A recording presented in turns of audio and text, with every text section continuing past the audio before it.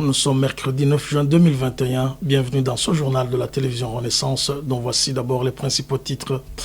L'ancien président Pierre Nkurunziza n'a ménagé aucun effort pour redorer l'image du Burundi, même s'il avait hérité d'un pays miné par la corruption et la mauvaise gouvernance, témoigne le président de la République Evariste Ndayishimiye. La Ligue burundaise des droits de l'homme, ITK, n'est pas du même avis. L'exclusion sur base ethnique et politique était érigée en mode de gouvernance sous le régime Nkurunziza, vous l'entendrez dans ce journal. Les rapatriés sont persécutés par leurs concitoyens qu'ils trouvent dans le pays. Le Conseil des évêques catholiques du Burundi tire la sonnette d'alarme. Cheikh Rachid Ndikumana a été arrêté par la police le matin du 8 juin à Buterere, au nord de la ville de Bujumbura. Il est accusé d'avoir injurié le ministre de l'Intérieur, du Développement communautaire et de la Sécurité publique. Voilà pour les titres. La journée du patriotisme a coïncidé avec la levée de deuil définitif de feu président Nkurunziza. Dans son témoignage, Denise Nkurunziza, l'épouse de feu Pierre Nkurunziza, a fait savoir qu'elle a perdu un homme de valeur et un meilleur conseiller. Suivez. Jewe rero uretse ko yari uwo twubakanye no kumpanura yarampanura mu bisanzwe natakaje umuhanuzi wa mbere nari mfise kuko yarampanura akangira inama mu bikorwa bitandukanye yari umuntu azi gutera intege. Ikindi ndamwibukira ko cyane yari umuntu arinda naho yaba mu bihe biteye ubwoba ntiwahutura ntiwabibona yari umuntu azi kwigumya akabigumiriza muri we ntiyari umuntu ashuhagira yaratuza naho haba mu bihe bigoye mu bihe by'ibibazo yaratuza nico gituma mu kubaho mu muryango n'abana bo bishingira intahe nitwigeze tumubona n'umunsi numwe ahagaritse umutima ku bihe twagiye turacamwo by'igihugu. Igihe cyose umwaka utanguye mu kwezi kwa mbere twaragira akaryo ko kwirimbura twicaye hamwe turi babiri, ariko kandi we yaba yateguye akavuga ngo uyu mwaka imigambi mbona tworangura nk'umuryango niyi. Icyo nacyo ndagishima Imana cyane kuko byantuma ataco nkorokeramwo nk'umunyamahanga, byantuma ibintu byose tugenda tubikora abizi nanje ndabizi, ibyo rero bigatuma nabyo tubana amahoro. L'ancien président Pierre Nkurunziza prônait l'égalité des chances d'avoir des postes de responsabilité pour tous les Burundais, témoigne le président Evariste Ndayishimiye. C'était ce mardi 8 juin lors de la cérémonie de levée de deuil définitif de feu président Nkurunziza. Son objectif était de redorer l'image du Burundi ternie par la mauvaise gouvernance qui gangrenait tous les domaines lors de son arrivée au pouvoir, explique le président Ndayishimiye. Je vous propose de le suivre. Au Burundi, yatoranye bwarangwa n'ibiturire ubunyonyezi butagira izina akamwana wa mama na mpinga yanje. Nta mwene gihugu yaragifise umwizero mu burongozi kuko inzego zose zari zarabunzwe mu bisata byazo vyose.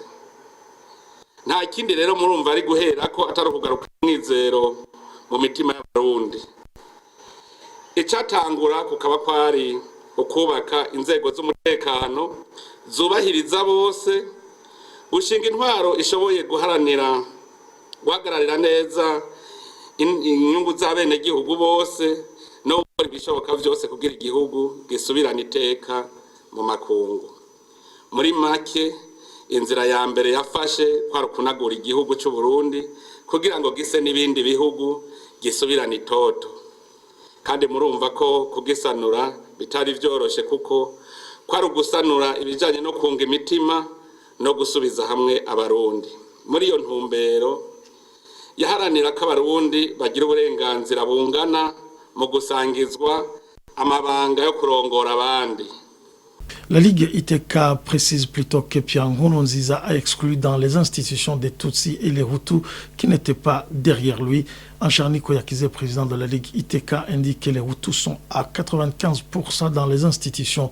Selon lui, le pouvoir de Pierre Nkurunziza a été caractérisé par des massacres ignobles. À la Ligue ITK, on a été marqué par les assassinats des Hutus qui ont été jetés dans la rivière vous venez de ça. Il y a aussi, c'est à son époque, on a observé des flux de réfugiés.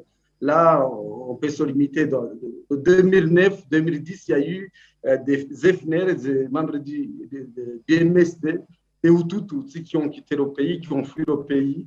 Je ne reviens pas sur 2015. Nous aussi, nous sommes victimes de lui. Donc, tout ça pour montrer que, malgré qu'il a toujours montré qu'il est là pour la cause des Hutus, là, je m'appuie sur les recensements ethniques qui ont été faits dans différents services. La fermeture des ONG, les exigeant de tenir compte des quotas ethniques, alors que ce n'était pas ça ce qui se trouvait dans la Constitution. C'est en son époque où aussi on a vu beaucoup de membres d'opposition. Et vous savez que l'opposition farouche, elle est faite par les Hutus, qui ont été assassinés à son époque. Donc, je parle récemment, la LITECA a fait une enquête sur les quotas ethniques au niveau des institutions pour voir au moins qu'il y a eu respect de la loi. Mais on a vu que même les Hutus d'opposition n'ont pas eu de place au niveau des institutions. Là, je dois vous dire que de la province à la commune, on a trouvé un seul membre d'opposition, un seul membre du CNR qui est dans la province de Nord-Mongué, donc sur toute l'étendue du territoire. Et là, je ne parle pas de l'ethnisme. L'ethnisme, là, pour de la commune à la province, c'est plus de 95%, ils sont du membre du CNDD, FDD,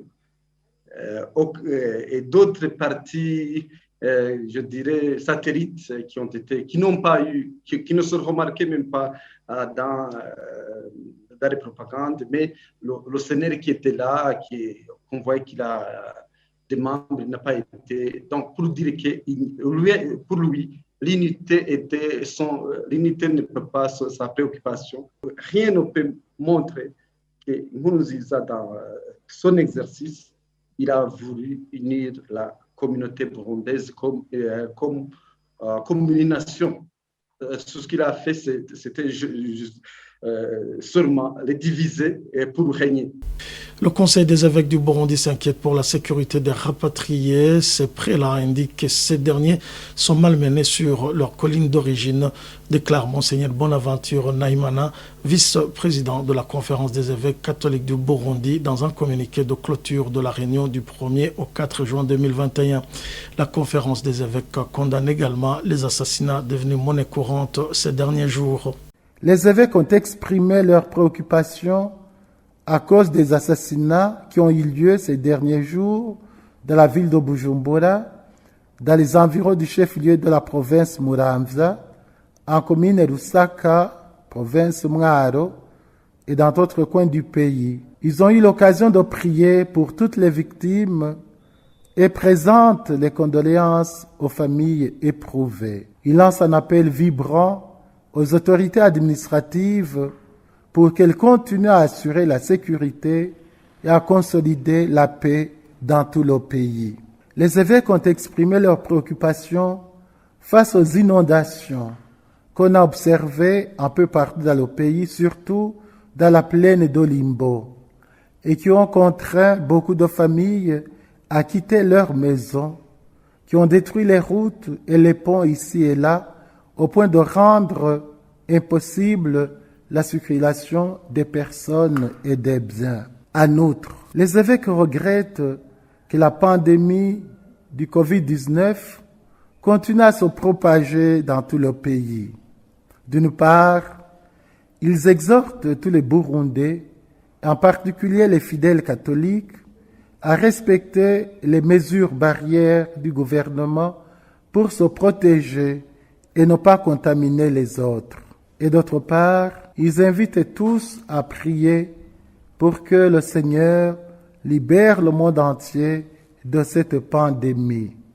Les évêques déplorent aussi le fait que les rapatriés ne sont pas bien accueillis dans certaines localités et sont malheureusement intimidés par ce qui devrait les aider à bien s'intégrer dans la société.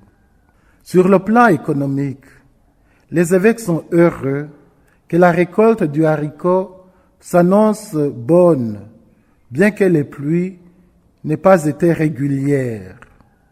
Mais ils déplorent la pénurie du sucre et du ciment ici et là dans le pays. Cheikh Rachid Ndikoumana a été arrêté ce matin du 8 juin 2021 dans le quartier Woutelele, dans la mosquée Madina. Il a été accusé d'avoir tenu des propos injurieux à l'endroit du ministre de l'Intérieur, du Développement communautaire et de la Sécurité publique, Gervais Ndila Koboucha. Ce dernier avait demandé aux représentants des confessions religieuses d'éviter les tapages nocturnes quand ils prient. Il avait particulièrement demandé aux musulmans de suspendre leur appel à la prière matinale. Cheikh Rachid est accusé d'avoir sommé au ministre de l'Intérieur de demander pardon. Il aurait ajouté qu'il avait demandé au chef de l'État de le destituer. Eh bien, fidèles téléspectateurs, c'est ici que nous bouclons ce journal. Nous vous disons merci de nous avoir suivis. Au revoir.